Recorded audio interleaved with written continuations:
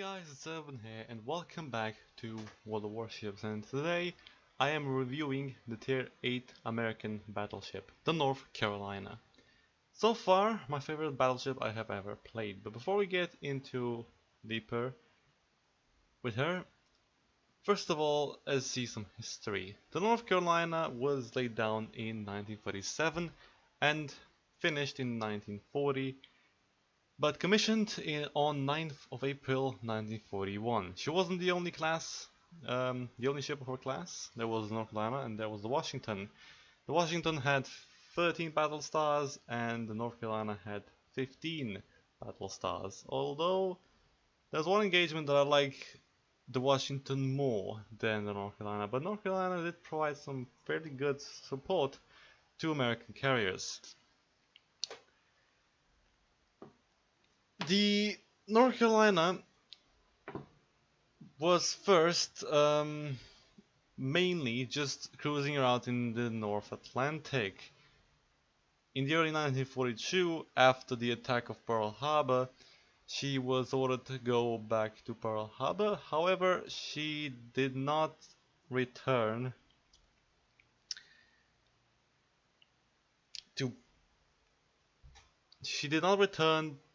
to Pearl Harbor for a few months because of, well, she stayed there in case if the battleship Tirpitz wanted to come out and threaten to the British convoys.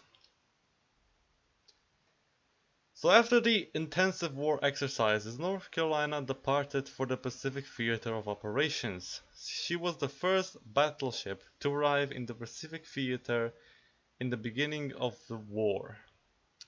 She went through the Panama Canal and then went to San Francisco. After San Francisco, she went to Pearl Harbor, and after the Pearl Harbor attack, most of the sailors over there were pretty, well, sad that, Japanese attacked them. They didn't really have much hope. But when the North Carolina arrived, all the sailors, well, most of them at least, said that North Carolina was the most beautiful thing they have ever seen, because the North Carolina was the one that gave the sailors in Pearl Harbor hope that Americans have the supplies and the constructing power to build more, bigger and mightier ships than Japanese could ever dream of. So North Carolina joined the Long Island hopping campaign against the Japanese by assisting the landing of US Marines on the islands of Guadalcanal and Tuliagi on 7th of August 1942, thus beginning the long Battle of Guadalcanal. The only battleship in the naval force in the South Pacific, she escorted the aircraft carriers Saratoga, Enterprise and Wasp, surrounded by their cruisers and destroyers. After helping to screen Enterprise in the air support force for the amphibious landing, North Carolina guarded the carrier doing her mission to protect the supply and communications lines to the Solomon Islands and Guadalcanal. The Japanese did try to attack later on the USS Enterprise. However, thanks to the heavy anti-aircraft fire from North Carolina and Enterprise, they have managed to take just a light damage on the USS Enterprise. North Carolina shot down between 7 and 4 aircraft, and I have the numbers here on how much shells were fired during that engagement. 841 5-inch, which means these big guns over here. 1,037 rounds of 28mm shells, 7,425 rounds of 20mm shells, and 8,600 rounds of 50 caliber machine guns. That is a lot. And because of so much heavy firepower, the USS Enterprise just asked the North Carolina, "Are you a fire?" Literally. They were astounded by the heavy anti-aircraft fire of North Carolina. However, North Carolina never really sank any battleships, really. However, her sister ship, Washington, was a bit better doing that. The USS Washington was in companion with the South Dakota, also in the Battle of Guadalcanal. The Imperial Japanese Navy battleship Kirishima appeared and started to open fire onto the South Dakota class. Well, not really the South Dakota class, but the actual South Dakota. During which she was severely heavily damaged. The Kirishima started to be a bit better off than the South Dakota. Until, thanks to the American Great Radar, the USS Washington started open fire on the Kirishima, and the Kirishima couldn't take them all, so the Washington sank the Kirishima and the escorting destroyer from the Kirishima. So yeah, Washington was one of those battleships that actually sank another battleship during World War II. It didn't happen often, let's be honest. North Carolina also, later on, while she escorted USS Saratoga, Wasp, and Enterprise, I think still those three carriers, although I'm not sure. But she was attacked by torpedoes, during which the first salvo of torpedoes she did manage to avoid. The second salvo from the I-19 submarine did hit North Carolina. Only one of those torpedoes hit the North Carolina a bit more forward from the forward gun turret and made a hole about 18 inches in diameter. However, thank God, to the great hull design and the great response of the crew, she managed to fix, well, they managed to fix the 5-degree list of the ship quite quickly, and she still managed to remain at the speed of 26 knots, which was very nice. However, the sad thing is that in that whole engagement, the Japanese did sink the US carrier USS Wasp. Well, there's a bit of history, that's not all of it. She was decommissioned in the 1960s, as well as with her sister ship USS Washington. The Washington was sadly scrapped in 1961, but North Carolina was put as a museum in 1961, and you can still see her till this day in Wilmington, North Carolina. She is also being reviewed very well as the best battleship museum out there. Not really sure if it's true, but people, the Google reviews say that. So, anyways, let's get into the game. Let's first check out the survivability. She has 66,000 hit points, which is a significant improvement to her compared to the Colorado. She still doesn't have the best hit points of the tier 8 battleships, but in my opinion it's good enough because the improvement over the Colorado, which had 50,100 points, is significant. And it's also a significant difference compared to the stock hull, because the stock hull only has 53,300 hit points, and with the upgraded hull you gain 12,300 hit points. Basically you gain another destroyer, really. So there you go. Has a massive change to the hit points, and decent amount of hit points as well. The arm, on the other hand, not so great. Yes and no. Well, sideways on, any battleship is a weak battleship, really. Especially here, the armor belt 305mm spec, very good if you angle it, but obviously when you're showing the full broadside, it's not very well. And also, North Carolina can take a lot of damage on the side, much more than the German counterparts, although the German don't really have citadels. And this thing can also be citadeled from time to time. Not that often, but she can be. So, another thing that I'm not really a big fan of the ship is the torpedo protection. As we heard from the history, she received one torpedo and managed to keep a 26 knot top speed, which was very good. The torpedo protection in real life was amazing on the ship. However, in this game, not so much. 21% torpedo damage reduction. I mean, are you serious? That's one thing that I really hate about this ship, is that this thing eats torpedoes way too easily. And that's a bit improved. The stock torpedo protection is 19%, which is, well, even worse. But then again, 2% difference isn't that much. The artillery, on the other hand, is awesome. She has 9 60-inch guns in 3 turrets, which means 3 guns per turret. Also has 10 127mm secondary armament, which also act as anti-aircraft. And oh boy, this thing also has a lot of aircraft, but more on that in a moment. The main batteries can fire up the range of 23.3 kilometers. Stock range is 21.1 kilometer. However, when you're upgrading the ship, my recommendations are, first thing, you go for the hull. So you get improved anti-aircraft and improved hit points. It's very important to get the hull first. Secondly, I would go for the speed, because the speed stock is 24. Well, yeah, it was 24 knots. With speed flag is 25.6. But stock is 24 knots, and upgraded is 28 knots. With the speed flag is 28.9. Whatever. Actually, no, I think it's only 7.5. Well, it's about there. Anyways.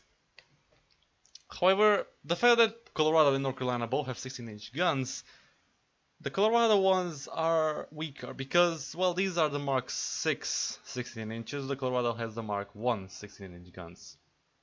And the 16 inches here have super heavy shells. Not the ones the Colorado has, they are a bit lighter. These are super heavy shells, weighing of about a ton and 300 kilos, I think. Something about there.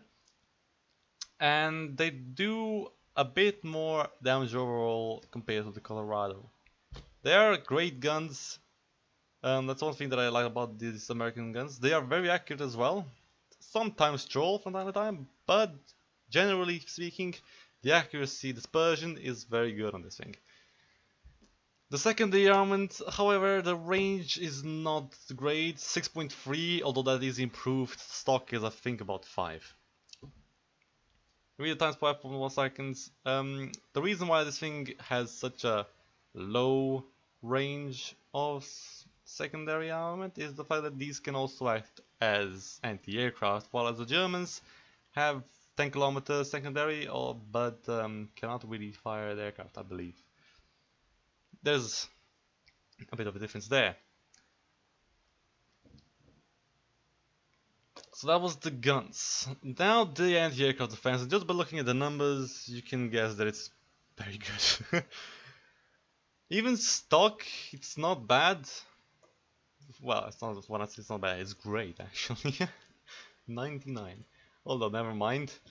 It is 100% anti-aircraft defense with the upgrade of gun modifications too, plus the skill of advanced firing training.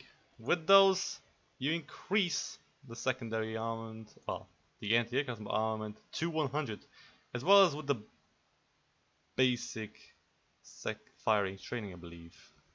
So yeah, with those skills, you get your anti-aircraft defense up to 100, which is a lot. I mean, 44 of 20mm guns, which you have see them all over the ship, literally.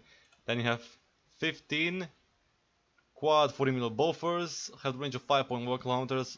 All this is a bit improved. The 20mm stock was supposed to have 2.5 or 2 kilometer range, now they have 2.9. These 40mm was supposed to have 3.5, I believe they have 5.1. And these supposed to have 5 kilometers, now they have a 7.2 kilometer firing range or secondary. And well, not and as anti-aircraft defense. And that is quite deadly, really, because once the enemy aircraft start going closer than 7 kilometers, they are going to be starting to delete it. Even though only the big guns are firing, they are powerful and they will shut down aircraft. However, when they get closer to 40mm and 20mm, they just disappear, really. Anyways, the anti-aircraft on the ship is amazing. That's one thing that I love about this ship. However, some of the squadrons can still get to you if they attack in multiple numbers. However, if only one squadron attacks you, you have a very, very high chance of deleting it very quickly. The maneuverability, on the other hand, is also a great thing compared to the Colorado. It has a much better top speed, since it was the first American fast battleship. Has a top speed of 28.9 knots, obviously improved, stock is 27.5. But still, that's very, very good. because compared to Colorado, previously you had 21 knot speed standard with New York, New Mexico, and Colorado all had 21 knot speed, which was quite frustrating. Just no speed difference whatsoever, all slow. Now it is a significant difference because you can chase around enemy ships, and you can, if you know, finish an engagement and you have to go to another engagement, you can do that compared to the Colorado, which you really could only handle one engagement, and then after that, you couldn't really reach the other one. And that's where North Carolina is good at. However, do not exaggerate with the top speed because some players do another thing, which is well, they rush in, they get overexcited with the speed, and well, they die. Turning circle radius is 760 meters, which is pretty good for a ship which is this long, literally. And also the rudder shift time is not bad at 13.8 seconds, which is actually for a battleship that is quite good. And dodging torpedoes with it sometimes might be a bit problem. I mean, she is a white ship. Obviously, it's a battleship. And well, you can dodge them. Torpedo bits can be happened, but she usually also cannot do anything about them. The testability range is also another quite decent thing. It's 13.1 kilometers, the testability range by sea, which is very good. Although that is with the fact that I have the concealment expert on, because without that it would be a bit worse. Well, quite significantly worse, I believe. And the testability range by air is 10.8 kilometers, which both of those numbers are pretty good for battleship standards. Although for anything else, the cruiser or destroyer, that would be catastrophic. Anyways, let's go on to the upgrades. So, the upgrades. These are my choice, so you could also choose differently. These are my decisions, alright? So, you could go for other upgrades as well, but these are mine. So, main armor modification 1 just increases pretty much anything. Well, it increases the survivability of pretty much anti-aircraft and main batteries for a bit more. So, that's useful to have. Anti-aircraft modification 2 plus 20% to anti-aircraft amounts of firing range. That's why my anti-aircraft have a pretty good range as well. Because of that modification, which is very useful on the ship. Then the damage control system modification 1, the reduces of flooding and fire, which is useful because this thing can be set on fire quite easy, and the torpedoes are not its friends. Well, torpedoes are pretty much the biggest enemies for this ship. Next thing, the steering gear modification, minus 20% of the rudder shift time also. That explains the 13.8 seconds, which is useful. Stock is 18.2, but without that, the rudder shift time stock is over 20 seconds, which is very terrible, like literally. Getting the upgraded hull and getting that improves the rudder shift time significantly, and it can actually be useful. Stock rudder shift time is pathetic, it's terrible, really. And the last one, the target acquisition system modification 1, plus 80% to the range of assured acquisition of enemy ships, plus 70% to spotting range, plus 20% to acquisition range of torpedoes. So you can see the enemy torpedoes further, so you can have a higher chance of avoiding them, again because the torpedoes are pretty much the biggest enemies for the ship. Next, we go on to the flags. Well, first thing I want to say is that they are signals, not flags. Flags, they are, well, I have multiple of them, but I usually use just the close beta test flag. The signals, on the other hand, these economic ones, you don't really need them, and also the special one. I had this because I wanted to get the force skill as soon as possible. And all these, you don't really need them. You can all use them for the combat and be as durable in combat as possible. The first thing I decided to do is for the Mike Yankee Successes. And you can see it's 5 to secondary battery maximum firing range, minus 5% to dispersion, and minus 5% to secondary battery loading time, which is very useful. So they are more accurate and load faster. Next one, the November Foxtrot, minus 5% to reload time of consumables. That is something that you also really need compared, well, for your consumables, because they don't really get up that quickly. For example, your heal is not the best in the world because, well, it repairs quite decent amount of the ship, but it goes up every 2 minutes. With this, a minute and 52 seconds, which isn't the best really, because the Bismarck with this flag on it can get its cooldown down to 45 seconds, and this thing has the cooldown more than twice of the Bismarck, and you are going to need it to be somewhat relevant really. Bismarck's heal is a bit ridiculous, if I'm honest. The Sierra Mike to increase your maximum speed. Your speed is already good, but you know, a bit more wouldn't hurt it. The India Delta, plus 20% the amount of HP recovered when the repair party consumable is used. That's something that you should do as well. Your battleship, you need this.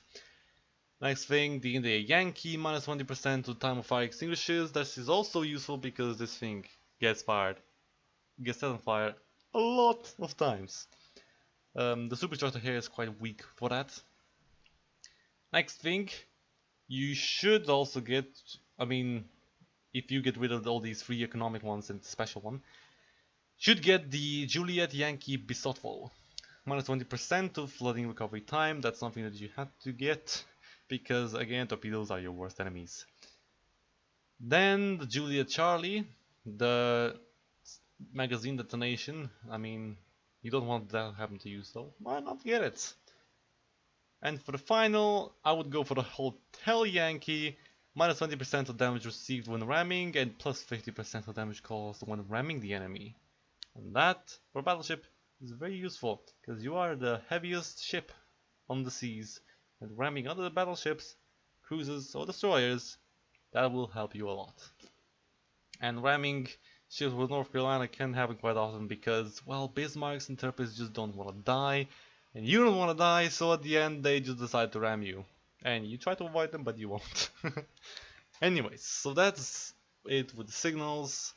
The camouflage, always, because you're a battleship, you go with the Type 5. Although it is the most expensive, you have to use the Type 5 camouflage because it's the most useful, because it has the combined power of both of these two. You can have this. Simple as that. So enough of the chit chat in the port. Let's see how this thing handles in the battle. Alright, so we are on the map Hotspot. And well, this is not the most experienced game I ever had, but it is the most damage game I ever had, and it happened about 3 hours ago. Anyways. Because that's what battleships pretty much are about, dealing massive amounts of damage to the enemies.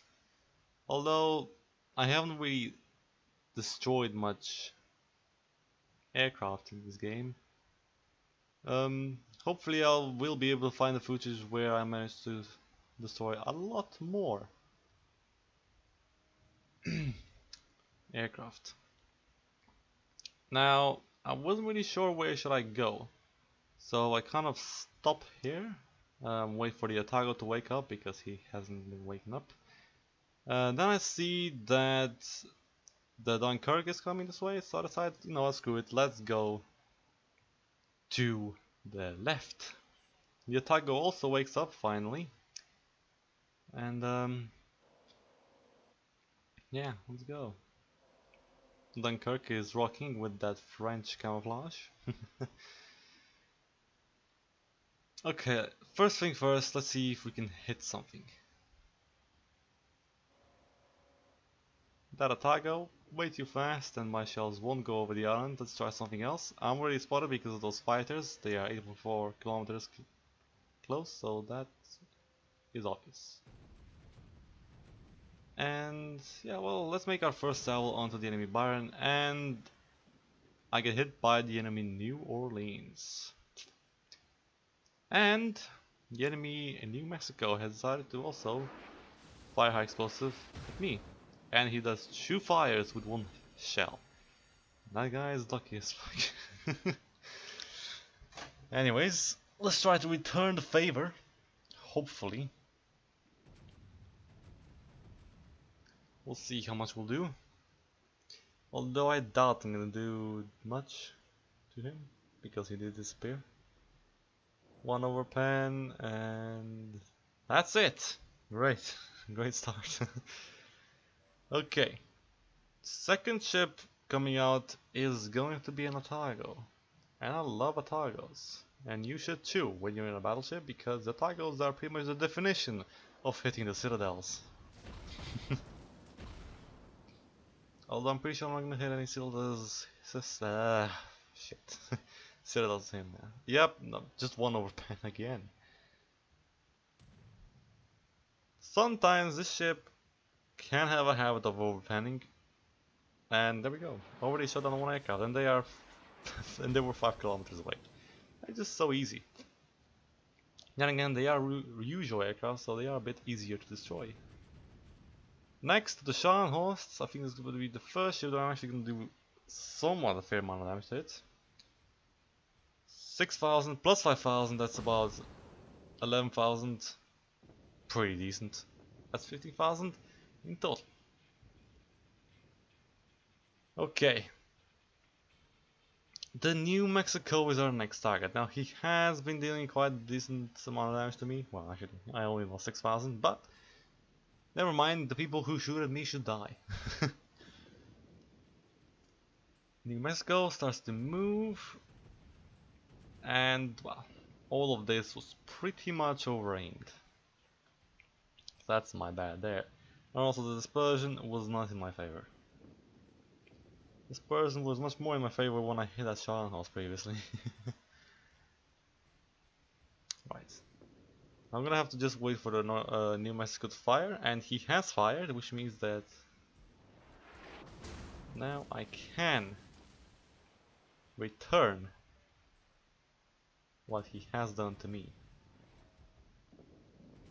However, I do believe I am focused on the New Mexico. I'm not focused on that guy there. Oh, look at that! This is the last salvo. Managed to get an decapitation and the citadel hits. That's about 17,000 damage done to that New Mexico.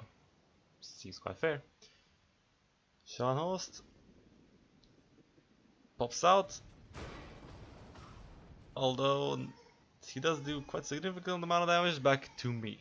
Not a lot, but decent. 4,000 and another ricochet, that's it. Yeah, not really satisfied with that. I was a bit running for now, but let's start pushing our ship forward and let's try and make an offensive, shall we? Over there is a hipper. I always see hippers lying in the background. That's what, I guess that's the best they can do, really. I mean, I do understand hippers are really easy to citadel close range, so I guess that's their excuse. Bayern pops out. Let's see if we can do some damage on him. It's just an interesting view seeing the, looking at the North Carolina, because there's just so much armament on it. There's big ass main batteries, there's 10 of the secondaries, which are pretty nice to look at as well, and then there's tons of 20mm and 40mm. It's just awesome. So, Bayern, one more time. And I do believe I'm gonna miss him again. I'm not gonna miss him, but I'm not gonna. I should hit him at midships when you're in a battleship. Best bet is to hit ships at midships because they are the biggest there and you will do the most damage. Not in the stern. Luckily, I did hit 1 shell there, which is 4,000 damage, but that was it. Here comes the New Orleans. I do not know why would he do that, go in front of 1, 2, 3 battleships and 3 cruisers, but hey, it's his decision. Maybe his mom called him, I don't know. That was 3,400 damage, only 1 pen, 1 over pen. It's not really great hit. And then he gets citadel by the Hipper, which is nice. And Arden Kirk also isn't looking the best, so I think he's gonna be killed very soon. And yep, there goes, the Atago killed it. The Atago is sitting in the water, so let's return the favor. Atago realizes I'm aiming at him, but well, it's too late. So, delete. That's pretty much why I like Atagos, really. I mean, it's just easy. Anyways, onwards. We see a Byron, a New Mexico, Sean holds and Hipper, but I don't know why, but I just like shooting at New Mexico because he likes to shoot at me. So it's usually the best to get rid of the people that like to shoot you, not the ones that don't shoot you, right? And another Citadel on 15,000 damage to New Mexico. That's 3 Citadels this round, which is nice. Already up to 81,900 damage. It's quite usual that in the North Carolina, at first few minutes you do like 10-15,000 damage, really nothing much. But then later on in the battle, that's when your ship starts to become very useful and you do quite significant amount of damage. Oh, I mean, doing 4,300 damage to those Bayerns, it's just so often and annoying. Here comes the Scharnhorst fire. And again, Scharnhorst only has 280mm guns, so it's pretty much a cruiser. Not really gonna hurt me that much. Even if it hits my Citadel, it's not gonna do that much damage if it would be, I don't know, from a Bayern. These shells looked a bit more accurate than the previous ones, and that is 10,000 damage. There we go, that's more like it, that's what I like to see. Happily, he does hit me, and here come the dive bombers. Oh well, there's 3 and there's 4. The entire group is deleted. Also, the torpedo bombers, I didn't focus them, so I don't think oh, well, actually, yeah, they're gone now. That was easy. Just one more shell from the last one. Another 4,300. Why am I surprised? Anyways, we're now up to 100,000 damage, which is a pretty good number. But we're nowhere near where we need to be. Now, the Amagi spotted, half health. I'll be honest with you, I thought he was gonna survive much longer, but he's taking a beating right now. He has multiple fires on him, he's burning very fast. So, even my shells right now really aren't gonna do anything to him. I mean, he's just burning everywhere. I do hit him with one shell, but that one bounces. Can't do much for that. New Mexico, on the other hand, well, let's see, shall we? Reloaded quite soon and fire. Come on, fire. I guess I waited for him to give me a quite nice little broadside that I wanted. 4,000 and 6,000, it's about 10,000 plus 1,000, 11, 12,000, whatever. What's the, well actually, we can say, it's 13,000, judging by the damage on top. New Mexico has turned on his repair consumable. And I will manage to get just a little bit of damage to him, because that is an island in the way, so... And there we go, 2,000, much more I can't do. Scharnhorst. Very long distance shots, I'm pretty not sure that I'm gonna hit him. But well, we'll see.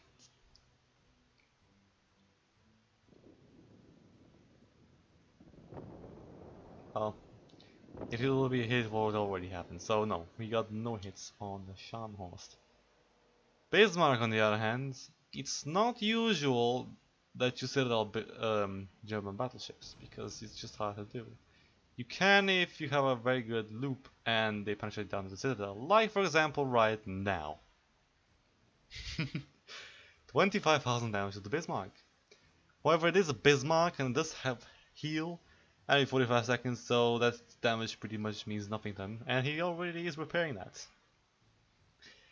Oh, Germans, when will you stop implementing better ships than American ships? Because North Carolina in real life was much better than Bismarck is. Yet Bismarck pisses all over the place on North Carolina in this game. 8,200 to the Scharnhorst, decent amount. He on the other hand returns 2,500 to me. Not much. So with all the guns, let's get the rear gun turret to the firing. Second salvo on him. This doesn't look that great of a dispersion, but hopefully we'll get some decent hits. 8,200 and we get a high caliber award. So that's nice. Scharnhorst gets attacked by the, well, not the enemy, but our independence. However, our independence isn't really gonna be useful in this game. Well, to be fair, nobody was, compared to the fact that I'm only one alive. So yeah. There we go. He just lost quite a decent amount of health, being angled. So yeah. You can do significant damage to enemy battleships even if they are angled. You just have to hit them in midships, not the front. And don't aim at the waterline when they're facing a broadside. I mean, not broadside. When you are broadside, you should aim for the waterline, but when they are not, when they're coming towards you with bow on, do not aim for the waterline. If you want to do, of course, some damage. If you don't want to do it, well, then I guess you can shoot the waterline. Like your decision. 169,000 damage. That was my previous record in the Colorado. 169,000 damage, just like right now. The Scharnhorst did manage to fire his torpedoes, but no success in hitting them. Or we can say connecting them. Hit her. I don't know how, but he managed to hit me even though I was unspotted. Because Germans are the best, yes. Anyways. I might sound a bit weird, but I honestly hate the fact that there were only German ships left in this game. And no hit on the Admiral Hipper, sadly. I'm gonna go around the island and I was hoping to meet the Bayern, because it would be a lot easier kill and a lot easier damage, but no. Because Bismarck is always where you want it to be. Anyways, just by looking at the map you can see that pretty much all the ships were sunk. Well, most of them near these two islands. I mean, isn't that fascinating? Anyways. Let's just speed it up a little bit. And there they are. There is the Bismarck and there is the Bayern. Bismarck obviously being smart and putting up his amazing spotting aircraft. Putting sail with the Bismarck, however, I'll be honest, that was a bit too much for world, but still 16,000 damage is not a small amount. And well, whenever you go to meet a Bismarck, you should say goodbye. I hate the secondary on the Bismarck so much. I mean, why is that such a thing on the Bismarcks? I mean, you shoot 11 kilometers away, you kill a destroyer, and then you get close quarters expert. I mean, bullshit you are. There's nothing close about that. Anyways. 1,160 damage back. I mean, when you're in North Carolina, German battleships are pretty much your biggest enemies. And destroyers, of course, because hey, torpedoes is something that your ship doesn't like. Being in North Carolina, you are going to hit Bismarcks. and you are going to hit their pieces because of just their ridiculous secondary, and you can't do anything about it. You just can't. Sorry. Somehow they say that ship is balanced, right? Yeah. Well, my aiming went a bit off. Here comes the Bismarck again. Don't aim for the bow, aim a bit upwards so you can do some pens on the superstructure. There we go. 3,800 damage. And then we are up to 200,000 damage done. I think you can clearly see that I am going to die in this game. However, you know.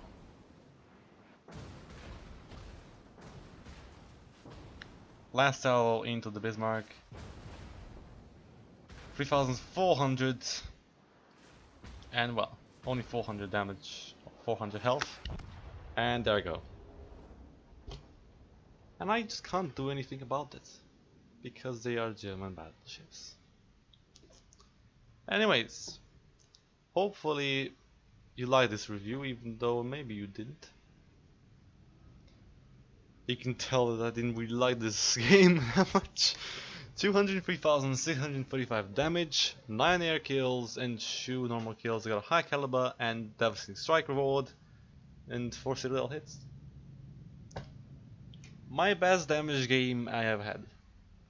Was good, but I don't know why there has to be always a lonely Bismarck who doesn't do anything the first few minutes of the game, but at the end of the game it has to ruin your life.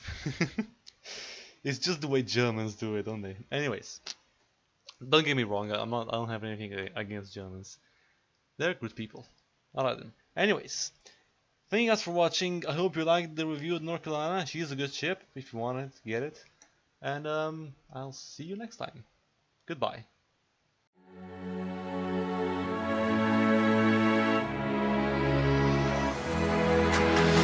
I never did belong. Tomorrow I'll be gone, don't cry. Mama, don't cry. I'm burning down this town. So if you see me around tonight, kiss me goodbye.